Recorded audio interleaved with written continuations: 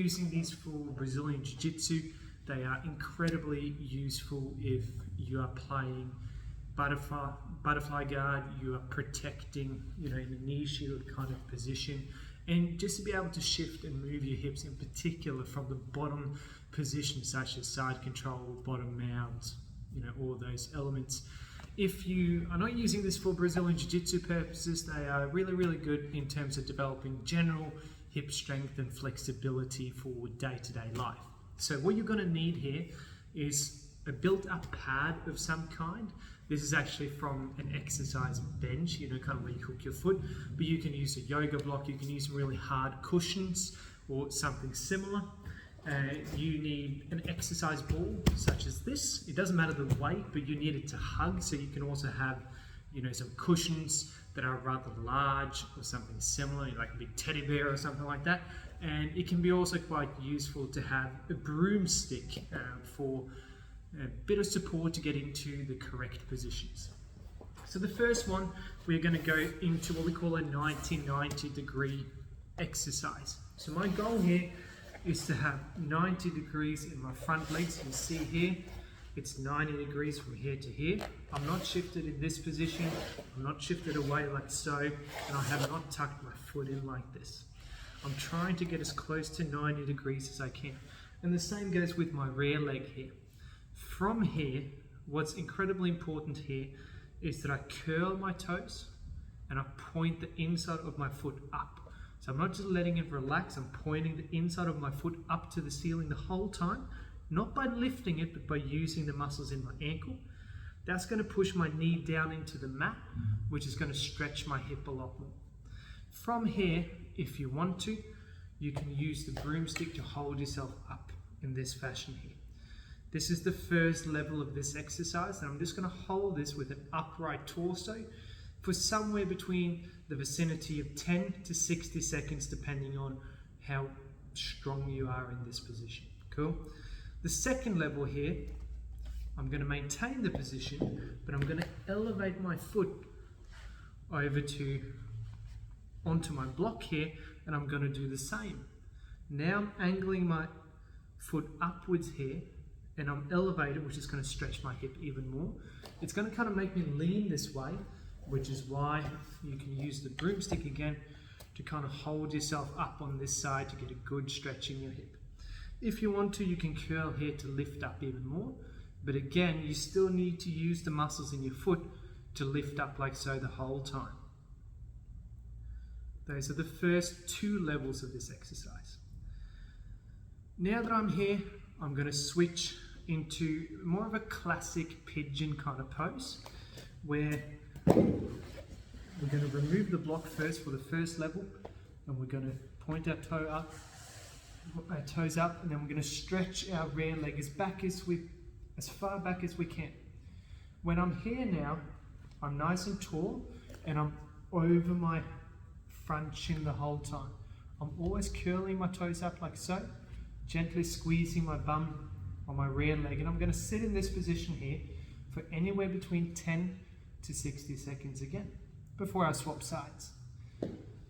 Once you've mastered that and you can comfortably do that for multiple sets of 60 seconds, you're going to elevate your foot into the same kind of position. So here, I'm going to curl my foot. Now I'm going to turn myself into the same position here, lifting up, sitting nice and tall the whole time. This is just a static position mostly. I get a bit of an isometric contraction in my hip here. So from here, again with a bit more space, up, squaring off. I'm not rotating away, I'm pushing my hip down over my own leg, sitting here nice and tall. I'm going to do that on both sides. So now we've got level 1 90-90, level 2 90-90, then we're moving into a pigeon, and a pigeon with an elevated foot. Now we're going to go to level 3 90-90. This is where you, again, are going to use the broomstick to hold yourself upright. I'm going to get into the exact same position I was before, but now with my rear leg, you can see how I'm curling my toes up towards me. So if you're in a jiu-jitsu kind of environment, you're activating your hooks. If not, just point your toes up to your knees, okay? From here, in this position, I'm now going to slide my foot. I'm pushing my foot into the ground, and I'm going to slide my foot up, bring my knee up, and then turning my knee out to the side. I'm going to come back down and kick my leg backwards. From here, I'm moving up and turn it up, just like so. Always pointing your toes up and lifting in. Our goal here is to do this without losing too much position of your spine. So looking side on here, even if I do it without the broomstick, you'll see here, I'm sliding, and now I'm pushing my foot into the ground, turning my knee up to the side, and then coming back. And then you do the same on the other side. Very, very straightforward. Here, I'm bringing it up, out, and then coming back. Cool? Very simple. So now we got 90-90 level 1 and 2, pigeon level 1 and 2, and then I just showed you 90-90 with external rotation of the hip. Moving on to the sideline hip exercise with the ball. So this is where, in this video, I'm going to use the ball. You can also use like a cushion or something similar, like we set up a big teddy bear, just give it a big bear hug. So from here, I'm going to be in the sideline position just like so. When I'm here, I'm hugging the ball the whole time so I can't move my torso, and I'm starting with my legs at 90 degrees just like so. So I'm going to show from a couple of different angles here. I'm hugging the ball so I can't move my torso. From here, I'm going to bring my top knee to my elbow. Then from here, without rolling backwards, I'm going to turn and bring my hip out to the side. You see here, I'm not rolling backwards. I'm hugging and staying nice and strong here. Come in, up. I'm going to bring my hip in onto my shoulder with my knee, and then I'm going to kick my leg back out. Now my leg is straight. I bring my knee to my elbow, up through my shoulder. I'm going to rotate out as far as I can without losing position. Coming back, and then bringing it straight back down.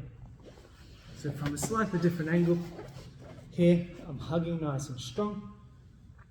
I'm not going to move my upper back at all. I'm going to start with my legs at 90 degrees, active hooks the whole time. For the non-jiu-jitsu people, that means that I'm pointing my toes up to my knee. From here, I'm bringing my knee up to my elbow, higher if I can without losing my spinal position. I turn my knee out to the side without rolling backwards. From here, I can kick out if I want to as well, and then bring it up, back down, kick down. That's one repetition. Up, out, and then back. Here, up, in, and then back down. And of course, I'm going to swap sides and do it on the other side as well. Cool? These exercises are surprisingly hard. They are not as easy as what they look. It's very, very hard on the local muscles around the joints. These are great for jiu-jitsu, for general health and well-being. If you love going to the gym as well, these exercises are brilliant to make sure that your hips and knees and ankles are staying nice and healthy.